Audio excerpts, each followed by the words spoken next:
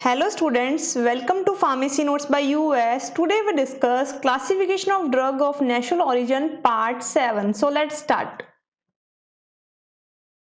In we discuss organised and unorganised drug. तो students अभी तक अपन ने बात कर ली थी कि जो क्लासिफिकेशन है यानी कि जो नेचुरल या फिर क्रूड ड्रग्स का क्लासिफिकेशन है वो किस आधार पे होना चाहिए। तो उसमें अपन ने देखा था कि टोटल जो 7 तरीके से क्लासिफिकेशन ऑफ नेचुरल ड्रग्स अपने को देखने को मिलता है, जिसके अंदर अपन ने alphabetical, chemical, pharmacological, chemotaxonomical, taxonomical and serotaxonomical, ये सारी की सारी चीजें अपन ने देख ली थी। एक छोटा सा टॉपिक इसके अंदर और है जो कि आपको मॉर्फोलॉजी के अंदर देखने को मिला था, ऑर्गेनाइज्ड एंड अनऑर्गेनाइज्ड ड्रग। वो कभी कभार है जो कि बड़े नंबर के क्वेश्चंस में भी पूछा जाता है, तो उसको अपन थोड़ा सा डिटेल में और लेते हैं। तो आज अपन बात करेंगे ऑर्गेनाइज्ड एंड अनऑर्गेनाइज्ड ड्रग्स की।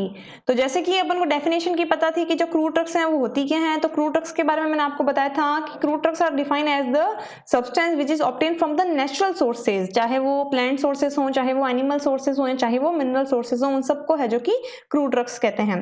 क्रूड ड्रग्स को भी है जो दो तरीके से क्लासीफाई किया गया है, एक है ऑर्गेनाइज्ड ड्रग एंड दूसरा है अनऑर्गेनाइज्ड ड्रग। अब क्लासिफिकेशन के अलग अलग पैटर्न्स होते हैं, तो एक पैटर्न ये है ऑर्गेनाइज्ड एंड अनऑर्गेनाइज्ड। तो organised and unorganised crude drugs क्या होती हैं उनके बारे में अपन बात करते हैं। So the term crude drug generally applies to the product from plant and animal origin found in raw form. The term crude drug also applied to inclusion of pharmaceutical products from mineral kingdom, यानी कि crude drugs उन्हें कहा गया है जो plants, animal sources या फिर जो मिनरल सोर्सेज से अवेलेबल हुए हैं वो। क्रूड ड्रग्स से क्लासिफिकेशन की बात करेंगे तो क्रूड ड्रग को अपन दो तरीके से डिफाइन भी कर सकते हैं। एक कर सकते हैं ऑर्गेनाइज्ड ड्रग्स जिसे सेल्यूलर भी कहते हैं, और दूसरा कहते हैं unorganised drug which is a cellular crude drug. अब वो होती क्या है उसके बारे में बात करते हैं। तो सबसे पहले अपन बात कर रहे हैं ऑर्गेनाइज्ड ड्रग्स की।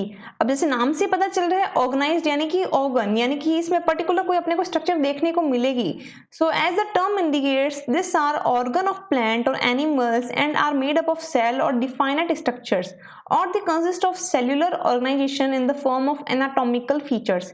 यानी कि कहने का मतलब ये हुआ कि जैसे नाम से पता चल रहा है ऑर्गेनाइज्ड ऑर्गन, यानी कि ये पर्टिकुलर जो प्लांट या फिर एनिमल जहां से भी ऑब्टेन हो रहा है इसमें पर्टिकुलर कोई ऑर्गन होगा, कोई स्ट्रक्चर होगी, कोई डिफाइनाइट सेल से ये बने होंगे। साथ ही साथ इसकी जो सेल्यूलर स्ट्रक्चर होगी प्लस इसके अपन को एनाटॉमिकल फीचर देखने को मिलेंगे। अपन बता सकते हैं कि दिखने में ऐसा है, इस तरीके से इसका सोर्स है जो ऑब्टेन होता है।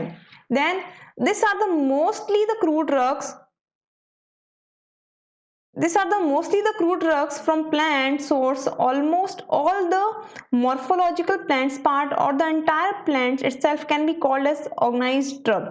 यानी कि बेसिकली ये चाहे तो पूरा का पूरा प्लांट भी हो सकता है या प्लांट का कोई ना कोई पार्ट हो सकता है जिसे कि अपन है जो कि ऑर्गेनाइज्ड ड्रग के रूप में कह रहे हैं। चाहे पूरा प्लांट भी ले सकते हैं, एंटायर प्लांट भी हो सकता है, या फिर पर्टिकुलर कोई मॉर्फोलॉजिकल पार्ट हो सकता है किसी प्लांट का। अब मॉर्फोलॉजिकल पार्ट यानी कि स्टैम्प हो गई, बाक हो गई, इस तरीके से।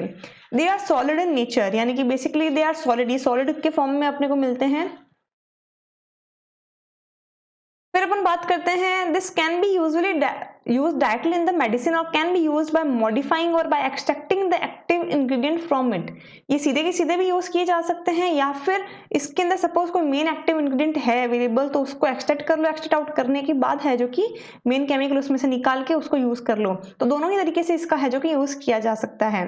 Then botanical and zoological terminology can be used to describe this drugs. Obvious है क्योंकि अब पर्टिकुलर्स में मॉर्फोलॉजी है, प्लांट्स है, पार्ट्स हैं, तो इसके अंदर अपन इसको नाम से भी इंडिकेट कर सकते हैं। तो इसमें बॉटनिकल सोर्सेज, जूलॉजिकल टर्मिनोलॉजीज भी अपन यूज कर सकते हैं कि भाई ये है क्या। Then microscopic characters are one of the most important criteria for identification of organised. Obvious है ऑर्गेनाइज्ड है, स्ट्रक्चर है, तो जब आप इसका ट्रांसफर सेक्शंस लोगे या इसको काटोगे तो आपको पर्टिकुलर कोई सेल्स भी इसके अंदर देखने को मिलेगी। तो अगर आपको कहे कि भाई दो आपको सैंपल दे दिए गए और दो सैंपल देने के बाद आपको ये कहा गया हो कि बताओ ऑर्गेनाइज्ड कौन है, अनऑर्गेनाइज्ड कौन है, तो ऑब्वियस है आपके पास क्या होगा उनको आइडेंटिफाई करने का तरीका कि जो ड्रग है दोनों को है जो कि माइक्रोस्कोपिक कैरेक्टर्स देख लो। अगर आपको पर्टिकुलर डिफाइंड स्ट्रक्चर देखने को मिलती हैं तो वो क्या होगा ऑर्गेनाइज्ड ड्रग, और नहीं मिलती हैं तो this must be then unorganised drug. Example की अगर मैं बात करूं तो मैंने यहाँ पे लिया है फेनल यानी कि सौंफ। सौंफ की अगर आप ट्रांसफर सेक्शन या फिर उसको माइक्रोस्कोपिकल कैरेक्टर्स के थ्रू देखोगे तो आपको इस तरीके की एक डिफाइंड स्ट्रक्चर देखने को मिलेंगे जिसके अंदर आपको सारी की सारी चीजें internal part of particular cell देखने को मिलेंगे। एग्जाम्पल की अगर अपन बात करें कि भाई ऑर्गेनाइज ड्रग्स या फिर जो सेल्यूलर ड्रग्स हैं उसके एग्जाम्पल क्या हैं, तो जैसे कि मैंने आपको बताया कि जो भी मॉर्फोलॉजिकल पार्ट हैं किसी प्लांट के, they all are organised. Morphological part मतलब कि चाहे वो लीव्स हो गई, बाक हो गई, वुड हो गया, रूट हो गया एंड राइजोम्स हो गए। अब ये सब चीजें क्या हैं, अब लीव्स के एग्जाम्पल्स में दूं तो जैसे धतूरा है, तो धतूरा के जो लीव्स हैं वो है जो कि मेन उसके अंदर केमिकल कंस्टिट्यूएंट पाए जाते हैं। मेन जो मॉर्फोलॉजिकल अगर बात करें तो धतूरा के लीव्स यूज की जाती हैं। देन यानी कि एक तरीके से आप ये कह सकते हो कि मॉर्फोलॉजिकल क्लासिफिकेशन में जहां था कि मॉर्फोलॉजिकल पार्ट कौन सा यूज आ रहा है और कौन कौन से ड्रग्स का वो सेम पार्ट यूज आता है, उस तरीके से क्लासिफाई कर दिया गया। तो ऑर्गेनाइज एंड अनऑर्गेनाइज को भी उस तरीके से ही क्लासिफाई किया जा रहा है। लीव्स की बात करें तो लीव्स में like datura leaves, senna leaves, vasaka leaves and digitalis leaves are here. This is datura leaves. Then barks की बात करें तो सिनामोन, सिंकोना, कुर्ची बाग है जो सारी की सारी है जो कि बाक्स के अंदर आती है। लकड़ी की अगर बात करें wood, then quassia, sandalwood and red sanders are the example of wood and wood is a organised drug.